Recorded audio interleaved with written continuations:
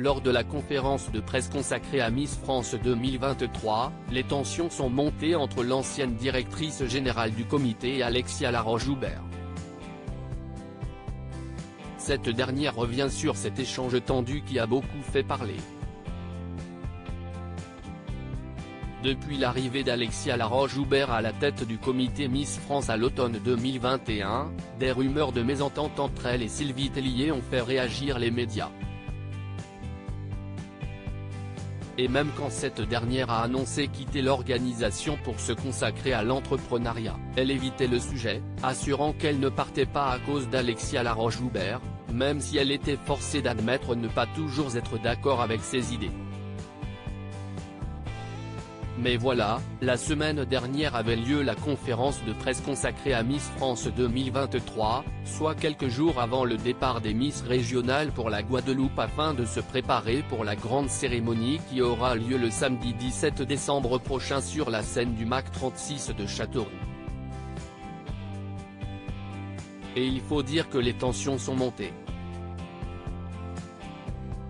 Devant les journalistes. Sylvie Tellier fortement vexée par une remarque d'Alexia Laroche-Joubert. Alexia Laroche-Joubert a affirmé que l'ancienne directrice ne travaillait pas sur la production de l'émission mais sur le concours Miss France. Une remarque qui n'est pas passée pour la principale concernée. « Pardon ? Je ne peux pas te laisser dire ça. J'ai été directrice générale et j'ai travaillé sur l'émission pendant 17 ans. Là tu m'as vexé.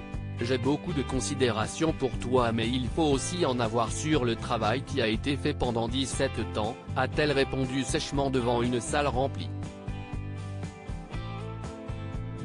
Et même si la présidente de la société a tenté de s'excuser, pour Sylvie Tellier, le mal était fait.